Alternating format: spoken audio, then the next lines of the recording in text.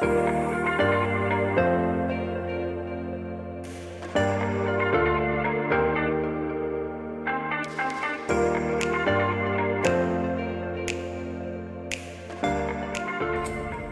so time to look at some opportunities. Times have been really hard, but there are opportunities. I won't talk about LTCs, increasing your retail conversion rates, repeats, increasing your repeats. I've got some clients increasing their repeats.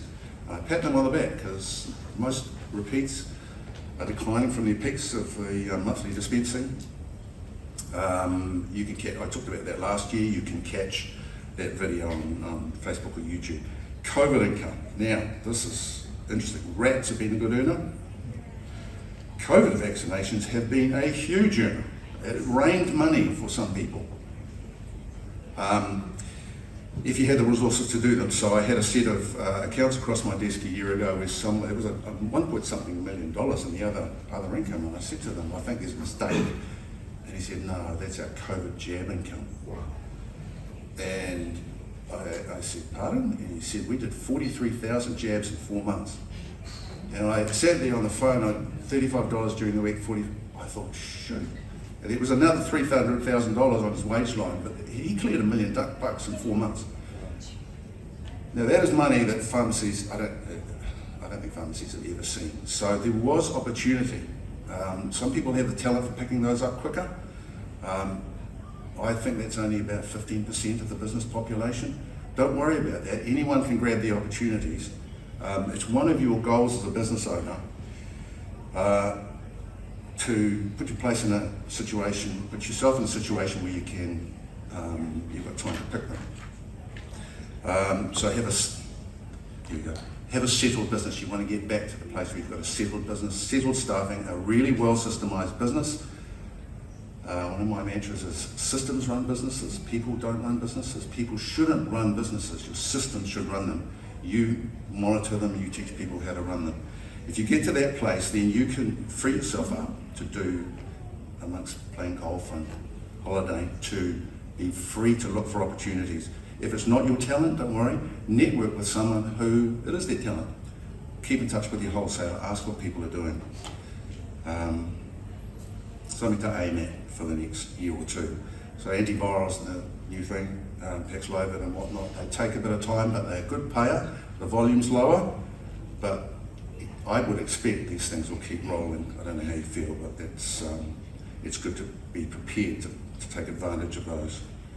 My own feeling is that COVID, there is maybe a bright side to COVID, and that it has shown that pharmacy has something very valuable that no one else has got.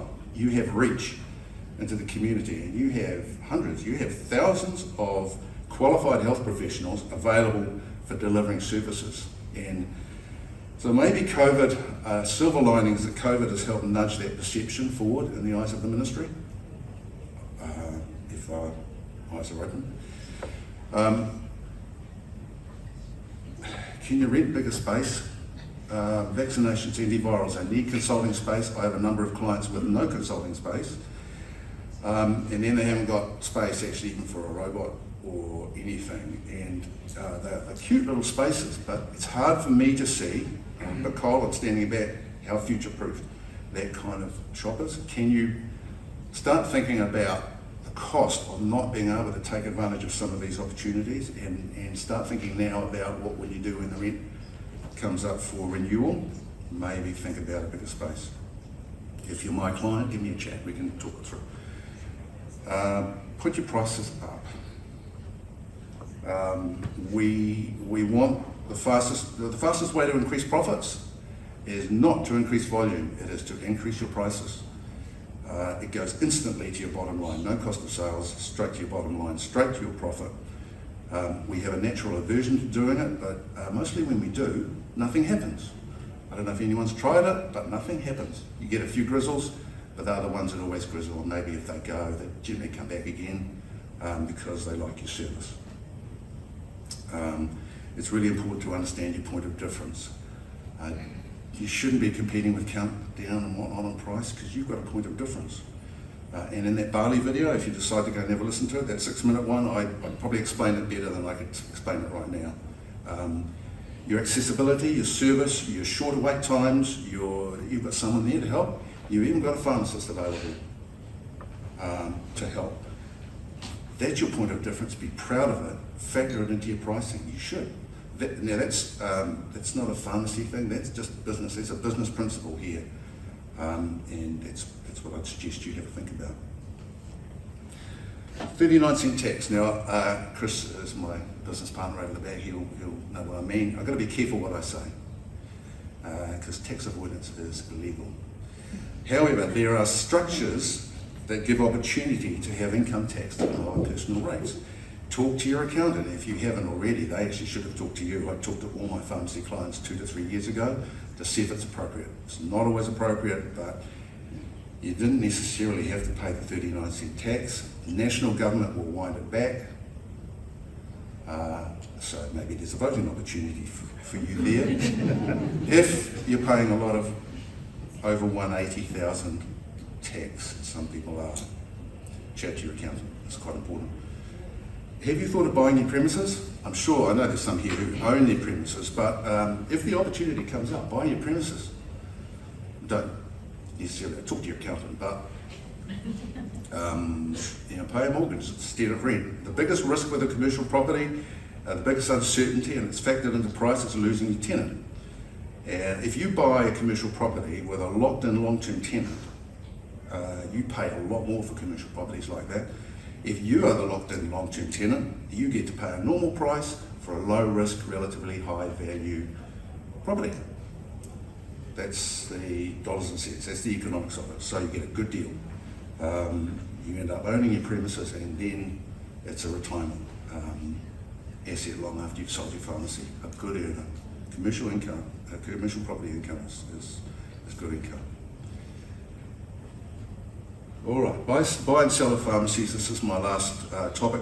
I mentioned this in my video in August. If you listen to it, young buyers are hesitant for all the reasons you probably understand. They're worried about competition from discounters, staff shortages, accumulated stress in the industry. Do I want to buy into an industry that's stressed? Interest rates are rising, and there's a looming recession probably.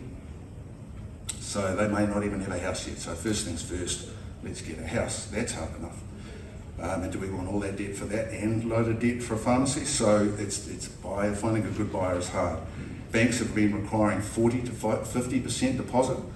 If you've got a pharmacy worth $1 million, you have to find 400 grand. So if you haven't got a bank mum and dad, so there's plenty of sellers, few buyers. So it is a buyer's market. A decent buyer is now sought after commodity. So if you're a buyer, you can negotiate a better price, you can negotiate vendor finance, and if you're a seller, you need to be prepared for both of those things on the converse. If you're a buyer, you can pick and choose. So don't just take the one that's glittery and shiny. You can choose, you've got choice. With the outlook still not that rosy, there's a recession possibly, probably around the corner. Interest rates are still rising, discounters are still on the charge. Holy cow, how is that even allowed? I'm not talking about that today, but if you watch my videos, you can see I've got a bit of purpose about what I say with those. So there's more chance that there's imminent sellers in the room than imminent buyers. I don't know you all, but sorry team, if you've absolutely had a guts full and you want to get out someone just to take your pharmacy off your hands, now is not a good time. You're just ideally you just want to hold on somehow and have another look at it in a couple of years. Am I going for time? Pretty much on. Couple of minutes. Couple of minutes. Pharmacy valuations. Good question. Pharmacy valuations. Buyers are not paying for COVID income. So if you've done without a COVID jabs, you are not going to get that back. Most valuers are removing that entirely when we value either. There you go. This was a 50-minute talk. I had to trim 20 minutes out of it in the last day.